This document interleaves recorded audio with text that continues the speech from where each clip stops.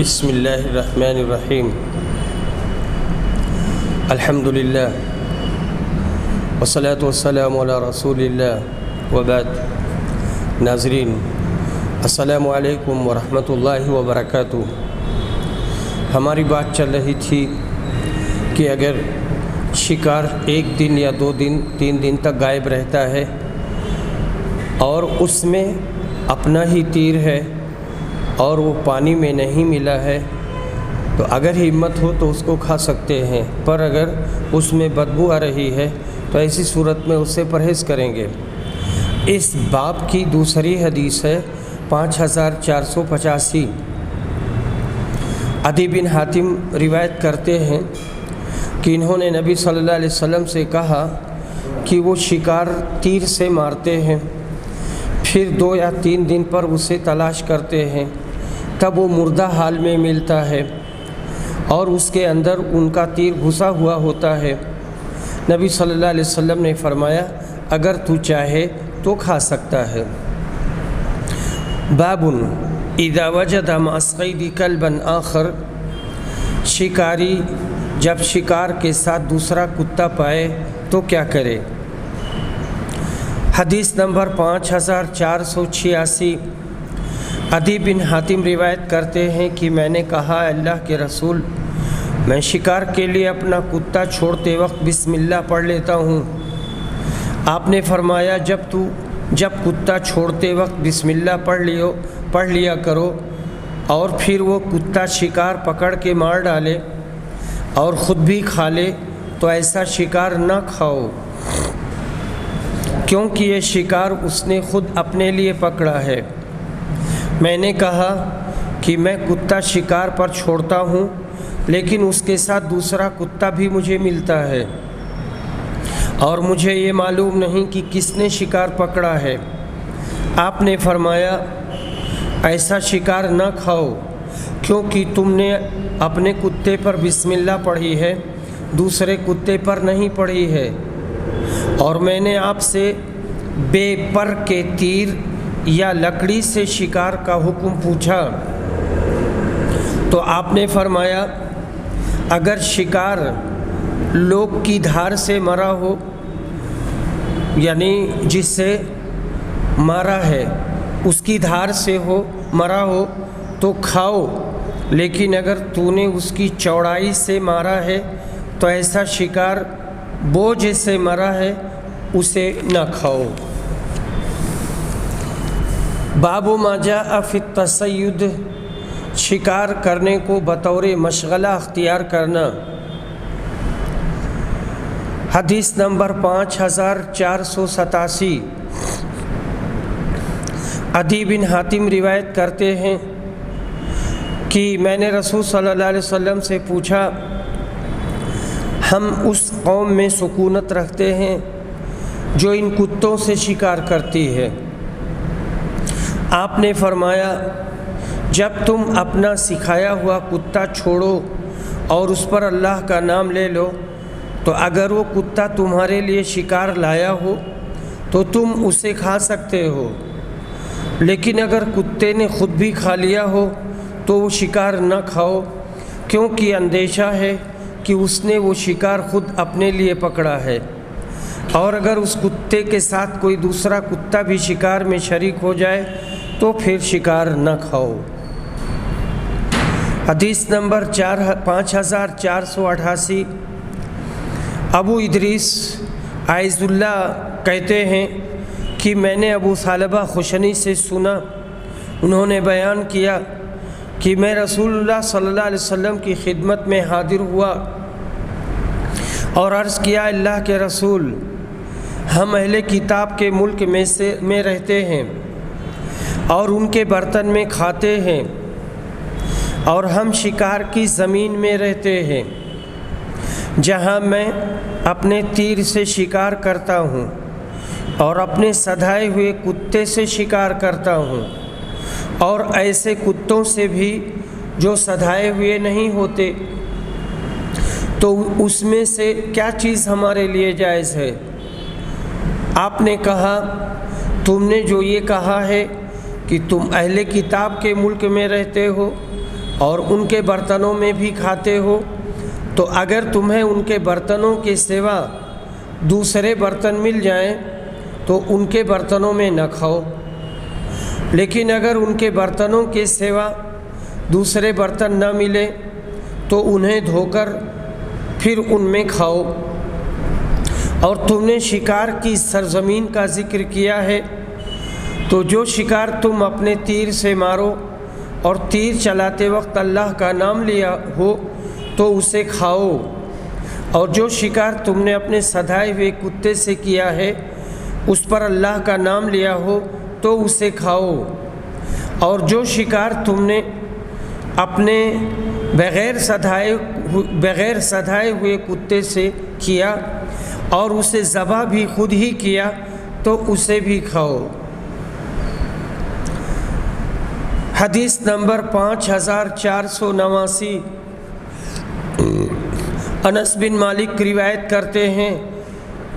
کہتے ہیں کہ مر الزہران میں ہم نے ایک خرگوش کو بھڑکایا، لوگ اس کے پیچھے دوڑے مگر نہ پایا، پھر میں اس کے پیچھے لگا اور میں نے اسے پکڑ لیا اور اسے حضرت طلحہ کے پاس لایا۔ انہوں نے نبی صلی اللہ علیہ وسلم کی خدمت میں اس کا کولہا اور دونوں رانیں بھیجیں تو آپ نے اسے قبول کر لیا۔ معلوم ہوا کہ خرگوش کھانا درست ہے، اکثر علماء کا یہی فتویٰ ہے۔ حدیث نمبر 5490، ابو قتادہ روایت کرتے ہیں کہ رسول صلی اللہ علیہ وسلم کے ساتھ تھے، یہ رسول صلی اللہ علیہ وسلم کے ساتھ تھے، پھر وہ مکہ کے راستہ میں ایک جگہ پر اپنے بعض ساتھیوں کے ساتھ جو احرام باندھے ہوئے تھے پیچھے رہ گئے۔ خود ابو قتادہ احرام سے نہیں تھے۔ اسی عرصہ میں انہوں نے ایک گورخر دیکھا اور اسے شکار کرنے کے ارادہ سے اپنے گھوڑے پر بیٹھ گئے۔ اس کے بعد اپنے ساتھیوں سے کوڑا مانگا جو محرم تھے، لیکن انہوں نے دینے سے انکار کر دیا۔ پھر اپنا نیزہ مانگا، لیکن اسے بھی اٹھانے کے لیے وہ تیار نہیں ہوئے، تو انہوں نے وہ خود اٹھایا اور گورے خر پر حملہ کیا اور اس کا شکار کر لیا۔ پھر بعض نے تو اس کا گوشت کھایا اور بعض نے کھانے سے انکار کر دیا۔ اس کے بعد جب وہ رسول اللہ صلی اللہ علیہ وسلم کی خدمت میں حاضر ہوئے تو اس کا حکم پوچھا۔ آپ نے فرمایا، یہ تو ایک کھانا تھا جو اللہ نے تمہارے لیے مہیا کیا تھا۔ حدیث نمبر 5491، ابو قتادہ روایت کرتے ہیں، اسی طرح انہوں نے روایت کیا ہے، البتہ اس روایت میں یہ لفظ ہے کہ نبی صلی اللہ علیہ وسلم نے پوچھا تھا، تمہارے پاس اس کا کچھ گوشت بچا ہوا ہے یا نہیں؟ باب التصید علی الجبال، اس بیان میں کہ پہاڑوں پر شکار کرنا جائز ہے۔ اس باب کے لانے سے امام بخاری کی غرض یہ ہے کہ شکار کے لیے پہاڑوں پر چڑھنا، محنت کرنا یا گھوڑے کو ہانک لے جانا جائز اور درست ہے۔ حدیث نمبر 5492، ابو قتادہ روایت کرتے ہیں کہ میں مکہ اور مدینہ کے درمیان راستے میں نبی اکرم کے ساتھ تھا۔ دوسرے لوگ تو احرام باندھے ہوئے تھے لیکن میں احرام میں نہیں تھا اور ایک گھوڑے پر سوار تھا۔ میں پہاڑوں پر چڑھنے کا بڑا عادی تھا۔ پھر اچانک میں نے دیکھا کہ لوگ للچائی ہوئی نظروں سے کوئی چیز دیکھ رہے ہیں۔ میں نے جو دیکھا تو ایک گور خر تھا۔ میں نے ان سے پوچھا یہ کیا ہے؟ لوگوں نے کہا ہمیں معلوم نہیں۔ میں نے یہ کہا یہ تو گور خر ہے۔ لوگوں نے کہا کہ جو تم نے دیکھا ہے وہی ہے، میں اپنا کوڑا بھول گیا تھا، چڑھتے وقت میں کوڑا بھول گیا تھا، اس لیے ان سے کہا مجھے میرا کوڑا دے دو، لیکن انہوں نے کہا ہم اس میں تمہاری کوئی مدد نہیں کریں گے کیونکہ ہم محرم ہیں۔ میں نے اتر کر خود کوڑا اٹھایا اور اس کے پیچھے سے اسے مارا، وہ وہیں گر گیا۔ پھر میں نے اسے ذبح کیا اور اپنے ساتھیوں کے پاس اسے لے کر آیا۔ میں نے کہا کہ اب اٹھو اور اسے اٹھاؤ۔ انہوں نے کہا ہم اسے نہیں چھوئیں گے، چنانچہ میں ہی اسے اٹھا کر ان کے پاس لایا۔ بعض نے تو اس کا گوشت کھایا لیکن بعض نے انکار کر دیا۔ پھر میں نے ان سے کہا کہ اچھا، میں اب تمہارے لیے نبی صلی اللہ علیہ وسلم سے رکنے کی درخواست کروں گا۔ میں رسول اکرم کے پاس پہنچا اور آپ سے واقعہ بیان کیا۔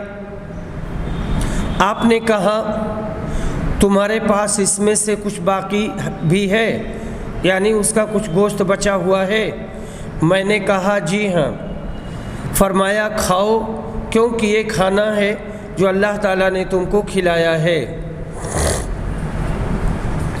حضرت ابو قتادہ نے اپنے کو شکار کے لیے پہاڑوں پر چڑھنے کا مشاق بتایا ہے، یہی باب سے مطابقت ہے۔ باب قول اللہ تعالی احل لکم صید البحر، سورہ مائدہ کی اس آیت کی تفسیر، حلال کیا گیا ہے تمہارے لیے دریا کا شکار کھانا۔ عمر نے کہا کہ دریا کا شکار وہ ہے جو تدبیر یعنی جال وغیرہ سے کیا جائے، اور اس کا کھانا وہ ہے جسے پانی نے باہر پھینک دیا ہو۔ ابو بکر نے کہا جو دریا کا جانور مر کر پانی کے اوپر تیر کر آئے وہ حلال ہے۔ ابن عباس کہتے ہیں جو دریا کا جانور مر کر پانی کے اوپر تیر کر آئے وہ حلال ہے۔ ابن عباس نے کہا اس کا کھانا سے مراد دریا کا مردار ہے، سوائے اس کے جو بگڑ گیا ہو۔ بام، جھینگے اور مچھلی کو یہودی نہیں کھاتے، لیکن ہم فراغت سے کھاتے ہیں۔ اور نبی اکرم صلی اللہ علیہ وسلم کے صحابی ابو شریح نے کہا ہر دریائی جانور مذبوحہ ہے، اسے ذبح کی ضرورت نہیں۔ عطا نے کہا دریائی پرندے کے متعلق میری رائے ہے کہ اسے ذبح کیا جائے۔ ابن جریج نے کہا میں نے عطا بن ابی رباح سے پوچھا کیا نہروں کا شکار اور سیلاب کے گڑھوں کا شکار بھی دریائی شکار ہے کہ اس کا کھانا بغیر ذبح کے جائز ہو؟ کہا ہاں۔ پھر انہوں نے دلیل کے طور پر سورہ نحل کی اس آیت کی تلاوت کی،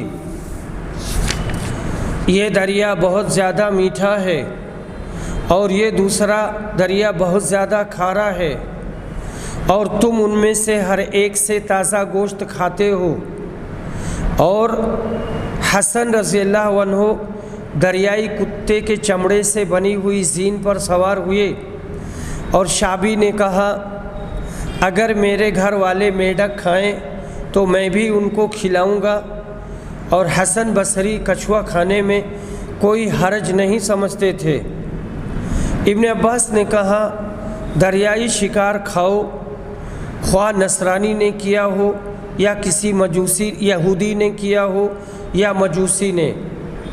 اور ابو دردہ نے کہا شراب میں مچھلی ڈال دیں اور سورج کی دھوپ اس پر پڑے تو پھر وہ شراب نہیں رہتی۔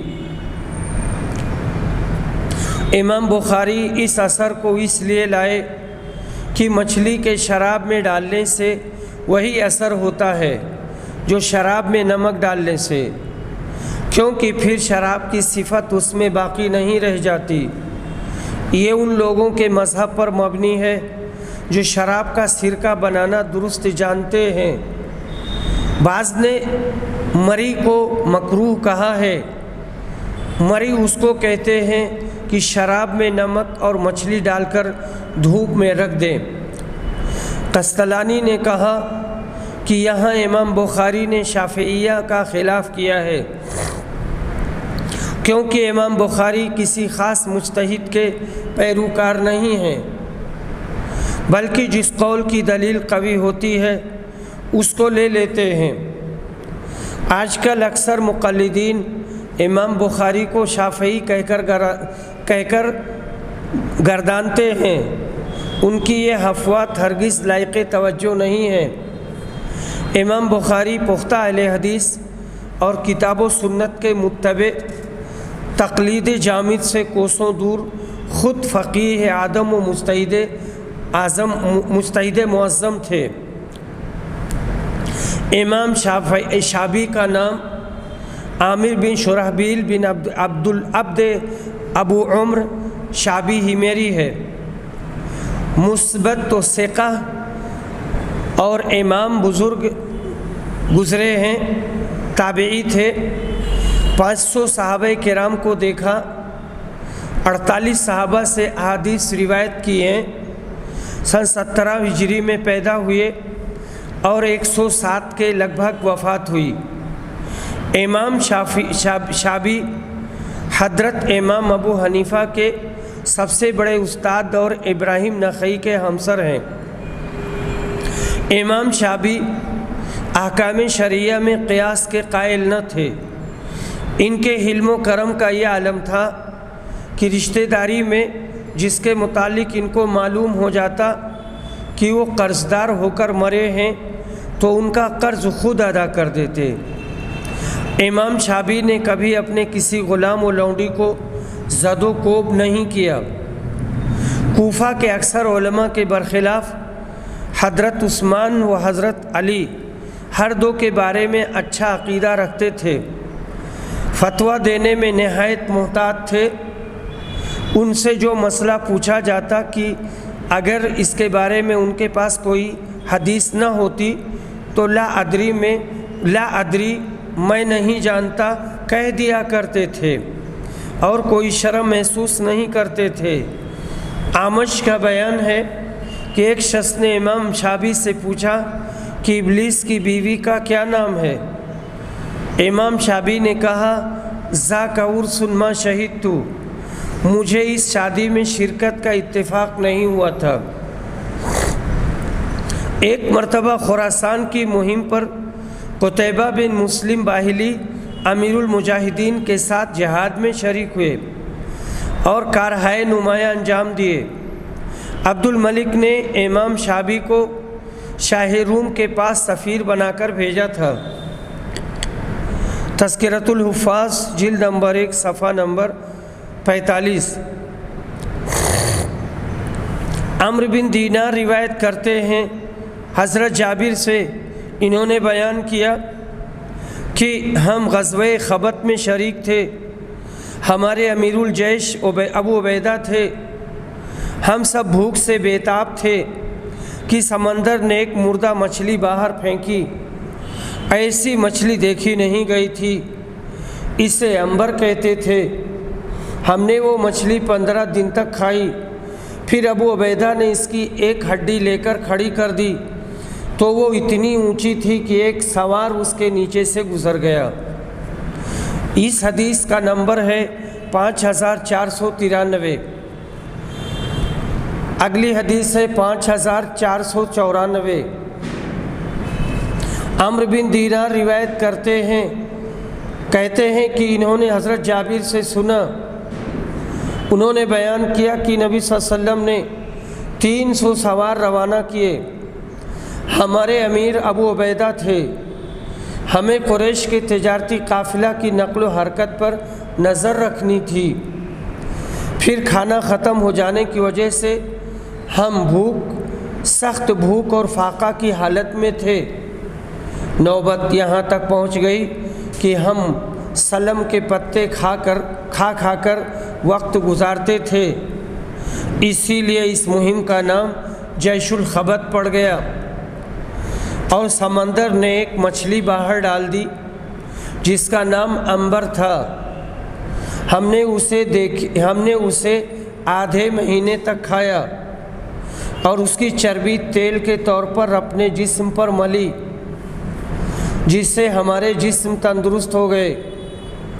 بیان کیا کہ پھر ابو عبیدہ نے اس کی ایک پسلی کی ہڈی لے کر کھڑی کی تو ایک سوار اس کے نیچے سے گزر گیا۔ ہمارے ساتھ ایک صاحب تھے، ان کا نام قیس بن سعد بن عبادہ تھا۔ جب ہم بہت زیادہ بھوکے ہوئے تو انہوں نے ایک کے بعد دیگرے 3 اونٹ ذبح کیے۔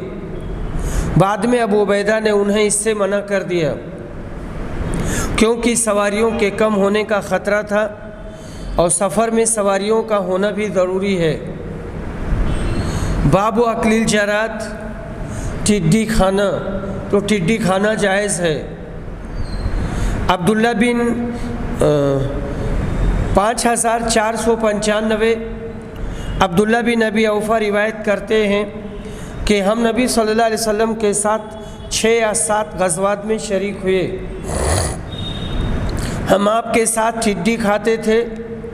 سفیان، ابو عوانہ اور اسرائیل نے ابو یافور سے بیان کیا اور ان سے ابن ابی اوفا نے 7 غزوات کے لفظ روایت کیے ہیں۔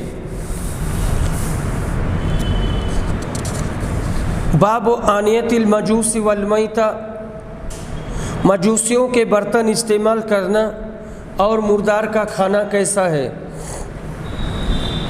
حدیث نمبر 5496 ابو ثعلبہ خشنی روایت کرتے ہیں کہ میں نبی صلی اللہ علیہ وسلم کی خدمت میں حاضر ہوا اور کہا، اللہ کے رسول، ہم اہل کتاب کے ملک میں رہتے ہیں اور ان کے برتنوں میں کھاتے ہیں، اور ہم شکار کی زمین میں رہتے ہیں اور میں اپنے تیر کمان سے شکار کرتا ہوں، اور سدھائے ہوئے کتے سے اور بے سدھائے ہوئے کتے سے بھی۔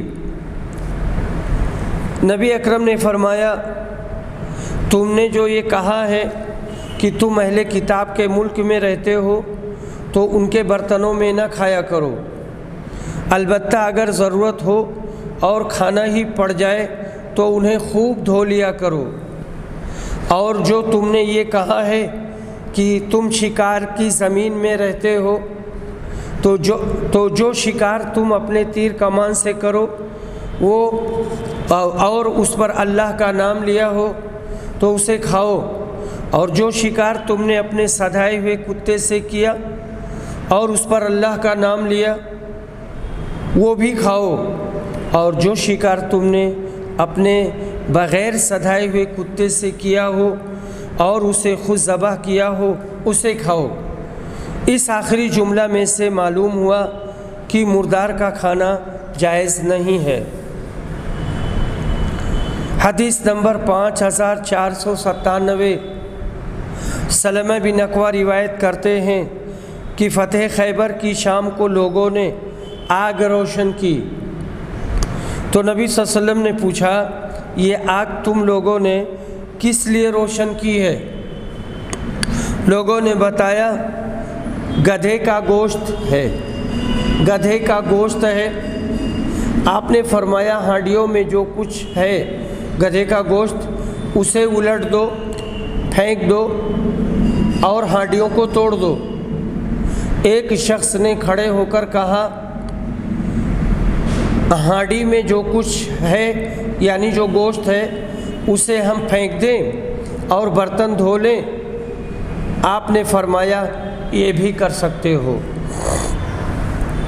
باب التسمیۃ علی الذبیحہ ومن ترک متعمدہ، ذبح پر بسم اللہ پڑھنا اور جس نے اسے قصداً چھوڑ دیا ہو اس کا بیان۔ ابن عباس نے کہا، اگر کوئی بسم اللہ پڑھنا بھول جائے تو کوئی حرج نہیں ہے، اور اللہ تعالیٰ کا فرمان، اور نہ کھاؤ اس جانور کو جس پر اللہ کا نام نہ لیا گیا ہو، اور بلا شبہ یہ نافرمانی ہے۔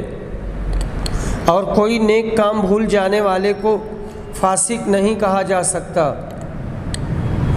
اور اللہ تعالیٰ کا قرآن میں فرمان ہے، اور بے شک شیاطین اپنے دوستوں کو پٹی پڑھاتے ہیں تاکہ وہ تم سے کٹ حجتی کریں، اور اگر تم ان کا کہا مانو گے تو البتہ تم بھی مشرک ہو جاؤ گے۔ حدیث نمبر 5498، رافع بن خدیج روایت کرتے ہیں کہ ہم نبی صلی اللہ علیہ وسلم کے ساتھ مقام ذی الحلیفہ میں تھے کہ ہم لوگ بھوک اور فاقہ میں مبتلا ہو گئے۔ پھر ہمیں غنیمت میں اونٹ اور بکریاں ملی۔ نبی اکرم سب سے پیچھے تھے۔ لوگوں نے جلدی کی بھوک کی شدت کی وجہ سے، اور نبی صلی اللہ علیہ وسلم کے تشریف لانے سے پہلے ہی غنیمت کے جانوروں کو ذبح کر لیا اور ہانڈیاں پکنے کے لیے چڑھا دیں۔ پھر جب نبی صلی اللہ علیہ وسلم وہاں پہنچے تو آپ نے حکم دیا اور ہانڈیاں الٹ دی گئیں۔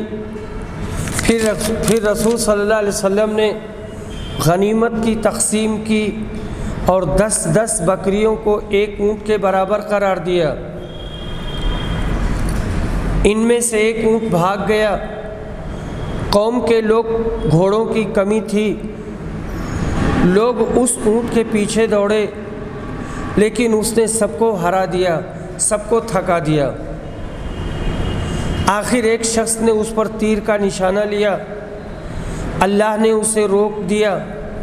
اس پر رسول اللہ صلی اللہ علیہ وسلم نے فرمایا، ان جانوروں میں جنگلیوں کی سی وحشت ہوتی ہے، اس لیے جب کوئی جانور بھڑک کر بھاگ جائے تو نیت کے ساتھ ایسا ہی کیا کرو۔ عبادہ نے عرض کیا کہ میرے دادا رافع بن خدیج نے نبی صلی اللہ علیہ وسلم سے عرض کیا، ہمیں اندیشہ ہے کہ کل ہمارا دشمن سے مقابلہ ہوگا اور ہمارے پاس چھریاں نہیں ہیں، کیا ہم دھاردار لکڑی سے ذبح کر لیں؟ جانور پر اللہ کا نام لیا گیا ہو تو اسے کھاؤ، البتہ ذبح کرنے والا آلہ دانت اور ناخن نہ ہونا چاہیے، دانت کا نہ ہو، ناخن کا نہ ہو۔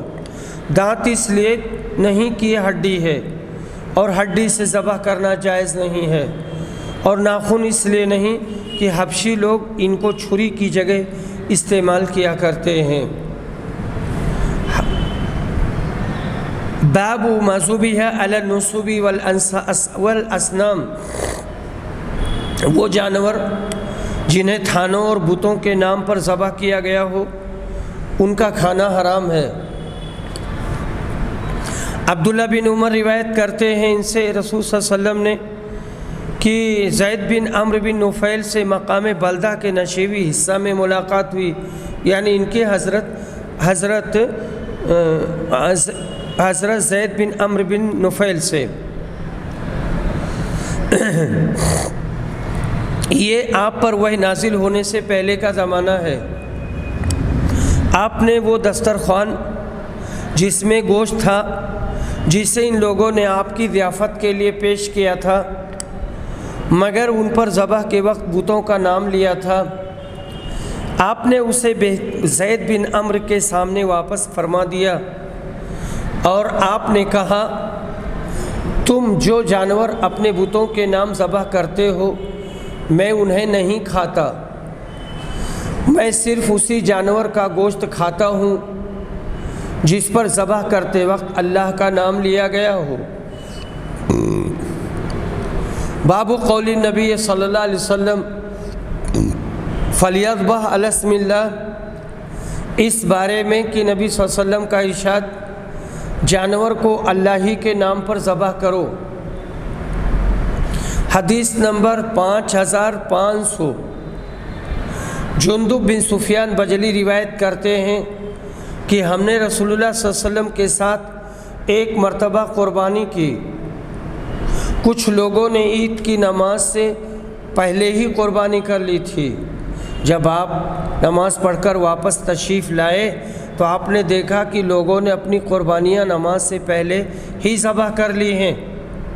پھر آپ نے فرمایا جس شخص نے نماز سے پہلے قربانی کر لی ہو اسے چاہیے کہ اس کی جگہ دوسری قربانی کرے اور دوسرا جانور ذبح کرے، اور جس نے نماز پڑھنے سے پہلے نہ ذبح کی اسے چاہیے کہ اللہ کے نام پر اب ذبح کرے، یعنی نماز سے پہلے گئے، بیٹھ گئے، دعائیں پڑھی، امام نے خطبہ دیا، امام نے پہلے تحیات وغیرہ پڑھا اور دوسری دعائیں پڑھی، دعاؤں کے پڑھنے کے بعد میں پھر وہ لوگ بھی چلے آئے۔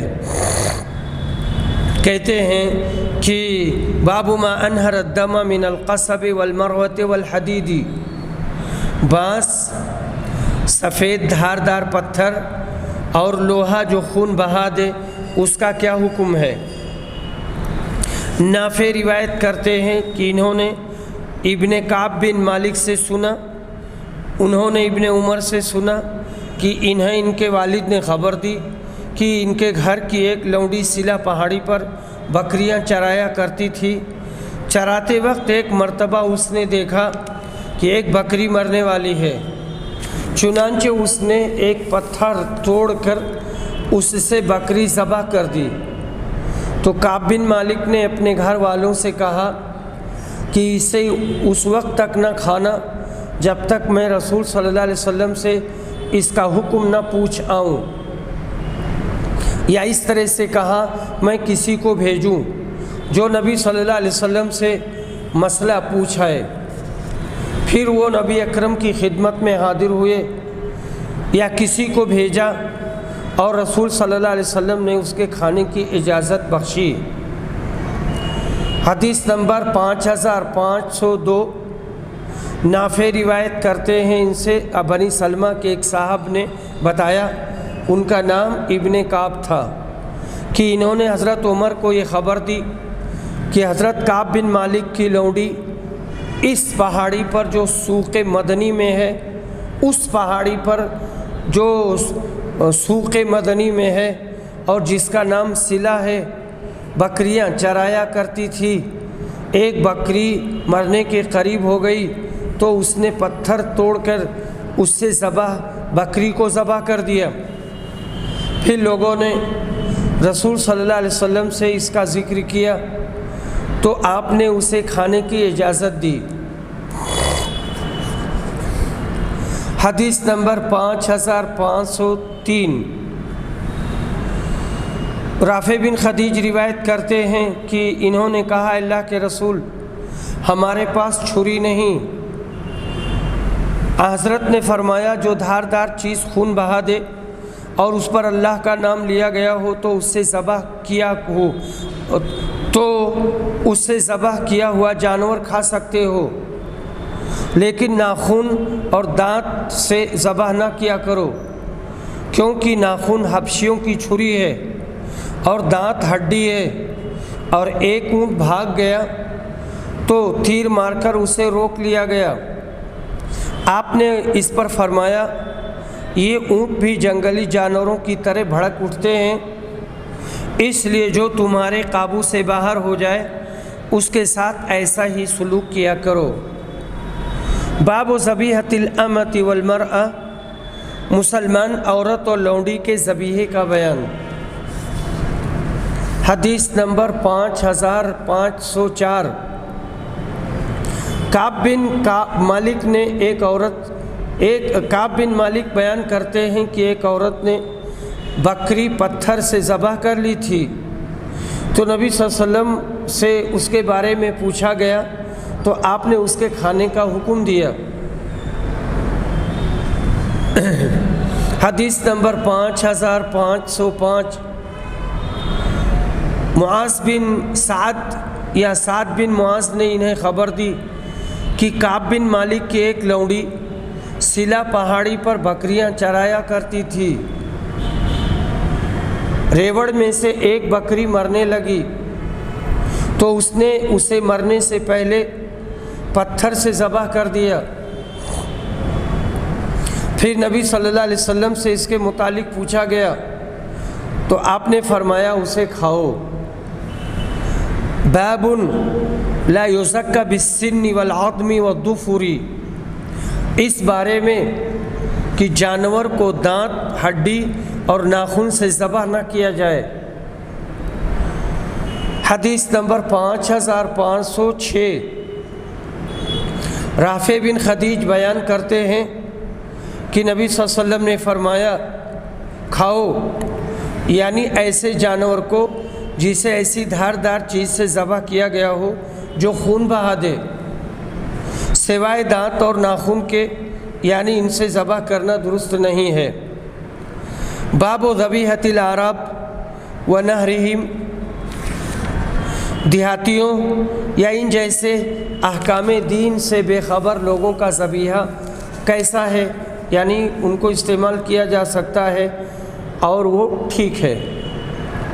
حدیث نمبر 5507، عائشہ رضی اللہ عنہا روایت کرتی ہیں کہ گاؤں کے کچھ لوگ ہمارے یہاں گوشت بیچنے کے لیے لاتے ہیں اور ہمیں معلوم نہیں کہ انہوں نے اس پر اللہ کا نام بھی ذبح کے وقت لیا تھا یا نہیں۔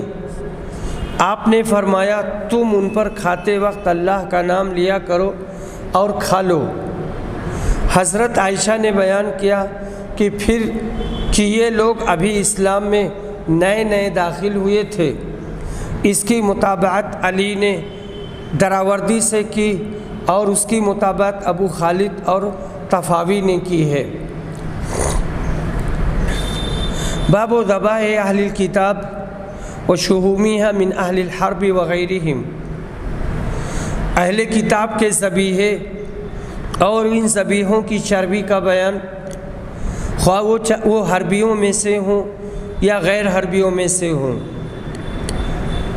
اللہ کے اس فرمان کا بیان، الیوم احل لکم الطیبات والذین اوتوا الکتاب حل لکم وطعامکم حل لہم۔ سورہ نساء میں اللہ تعالیٰ نے فرمایا آج تمہارے لیے پاکیزہ چیزیں حلال کر دی گئی ہیں اور ان لوگوں کا کھانا بھی جنہیں کتاب دی گئی ہے تمہارے لیے حلال ہے اور تمہارا کھانا ان کے لیے حلال ہے۔ زہری نے کہا نصارہ عرب کے ذبیحہ میں کوئی حرج نہیں، اور اگر تم سن لو کہ وہ ذبح کرتے وقت اللہ کے سوا کسی اور کا نام لیتا ہے تو اسے نہ کھاؤ، اور اگر نہ سنو تو اللہ نے اسے تمہارے لیے حلال کیا ہے، اور اللہ تعالیٰ کو ان کے کفر کا علم تھا۔ حضرت علی سے بھی اسی طرح کی روایت منقول کی جاتی ہے۔ حسن اور ابراہیم نے کہا غیر مختون اہل کتاب کے ذبیحہ میں کوئی حرج نہیں۔ ابن عباس نے کہا کہ آیت طعامہم سے مراد اہل کتاب کا ذبح کردہ جانور ہے۔ حدیث نمبر 5508، عبداللہ بن مغفل روایت کرتے ہیں کہ ہم خیبر کے قلعے کا محاصرہ کیے ہوئے تھے۔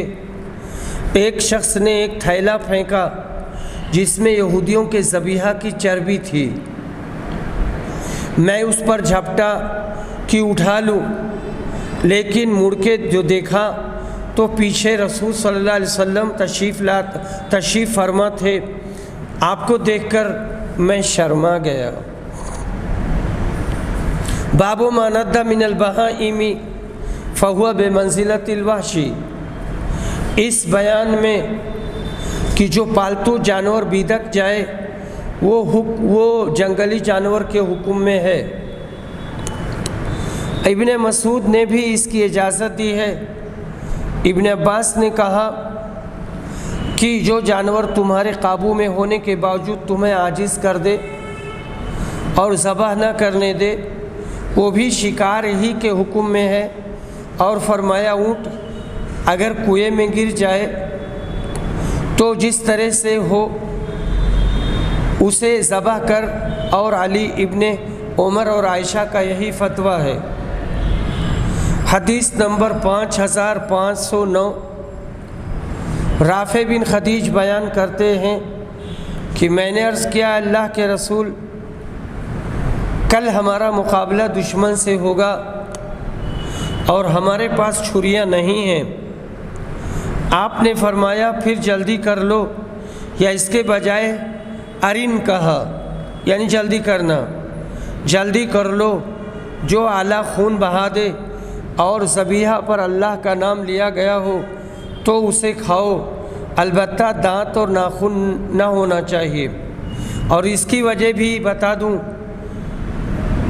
دانت تو ہڈی ہے اور ناخن حبشیوں کی چھری ہے، اور ہمیں غنیمت میں اونٹ اور بکریاں ملی، ان میں سے ایک اونٹ بدک کر بھاگ پڑا تو ایک صاحب نے تیر سے اسے مار گرایا۔ رسول اللہ صلی اللہ علیہ وسلم نے فرمایا یہ اونٹ بھی بعض اوقات جنگلی جانوروں کی طرح بدکتے ہیں، اس لیے اگر ان میں سے کوئی تمہارے قابو سے باہر ہو جائے تو اس کے ساتھ ایسا ہی کرو۔ باب النحر والذبح، نہر اور ذبح کا بیان۔ ابن جریج عطا سے روایت کرتے ہیں کہ ذبح اور نہر صرف ذبح کرنے کی جگہ یعنی حلق پر اور نہر کرنے کی جگہ سینہ کے اوپر کے حصہ میں ہی ہو سکتا ہے۔ میں نے پوچھا کیا جن جانوروں کو ذبح کیا جاتا ہے حلق پر چھری پھیر کر انہیں نہر کر سکتے ہیں یا نہیں؟ انہوں نے کہا ہاں، اللہ نے قرآن مجید میں گائے کو ذبح کرنے کا حکم کیا ہے، پس اگر تم کسی جانور کو ذبح کرو جسے نہر کیا جاتا ہے جیسے اونٹ تو یہ جائز ہے، لیکن میری رائے میں اسے نہر کرنا ہی بہتر ہے۔ ذبح گردن کی رگوں کا کاٹنا ہے۔ میں نے کہا گردن کی رگیں کاٹتے ہوئے حرام مغز بھی کاٹ دیا جائے گا؟ انہوں نے کہا کہ میں اسے ضروری نہیں سمجھتا، اور مجھے نافع نے خبر دی کہ ابن عمر نے حرام مغز کاٹنے سے منع کیا ہے۔ آپ نے فرمایا صرف گردن کی ہڈی تک رگوں کو کاٹا جائے گا اور چھوڑ دیا جائے گا تاکہ جانور مر جائے۔ اور اللہ تعالیٰ کا سورہ بقرہ میں فرمان، اور جب موسیٰ نے اپنی قوم سے کہا بلا شبہ اللہ تمہیں حکم دیتا ہے کہ تم ایک گائے ذبح کر دو، اور فرمایا پھر انہوں نے ذبح کیا اور وہ کرنے والے نہیں تھے۔ سعید بن عباس سے بیان کیا ذبح حلق میں بھی کیا جا سکتا ہے اور سینہ کے اوپر کے حصہ میں بھی۔ ابن عباس اور ابن عمر اور ابن عباس اور انس نے کہا اگر سر کٹ جائے تو کوئی حرج نہیں، اس پرندے یا جانور کو کھا سکتے ہیں۔ حدیث نمبر 5510۔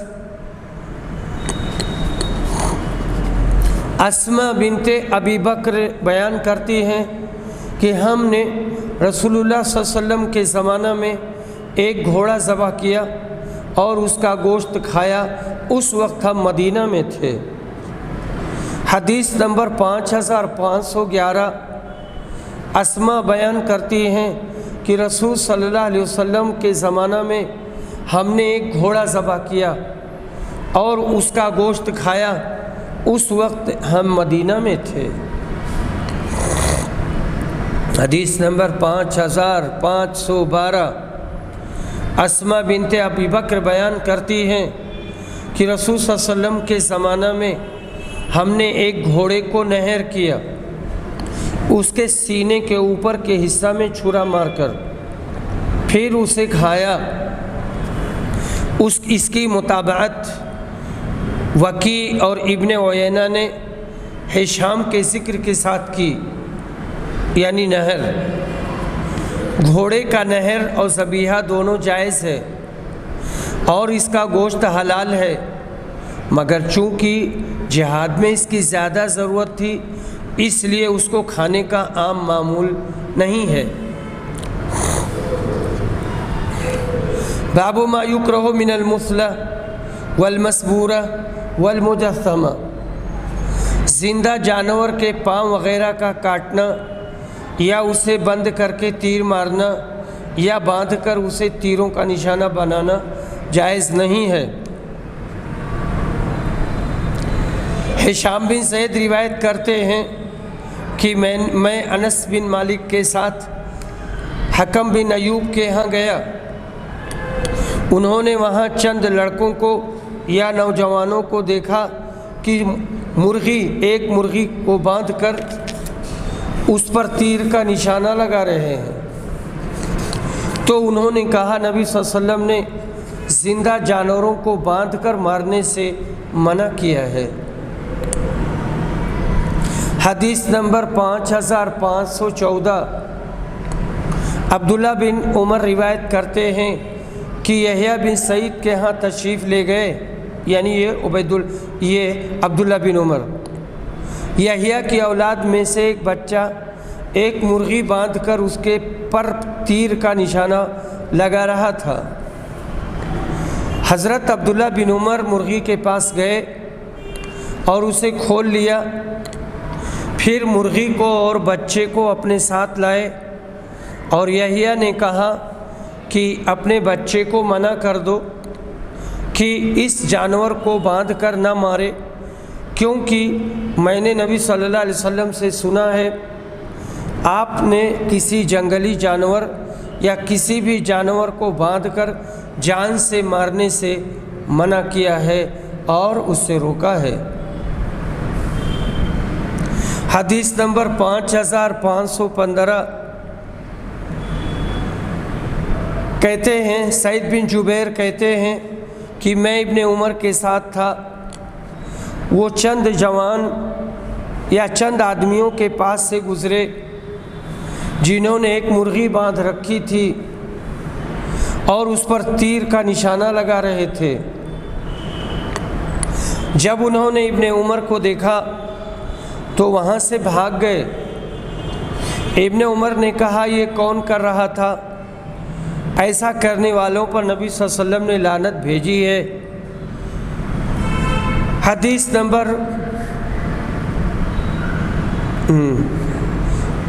نمبر 5516، اور اس حدیث میں عبداللہ بن یزید روایت کرتے ہیں کہ نبی صلی اللہ علیہ وسلم نے بیان کیا کہ حضرت صلی اللہ علیہ وسلم نے رہزنی کے لیے اور مسلح کرنے سے منع کیا ہے۔ رہزنی نہ کرو، چوری نہ کرو، مسلح نہ کرو۔ یہ جملہ احادیث اسلام کی رحم و کرم کی پاکیزہ ہدایات ہیں، جو بین دلیل ہیں، جن کے خلاف عمل کرنے والا اسلام کے نزدیک ملعون ہے۔ جو معاندین اسلام رحم، جو معاندین اسلامی رحم و کرم کے منکر ہیں، ان کو ایسی پاکیزہ تعلیمات پر غور و فکر کرنا چاہیے۔ باب لحم الدجاج، مرغی کے گوشت کی علت کا بیان۔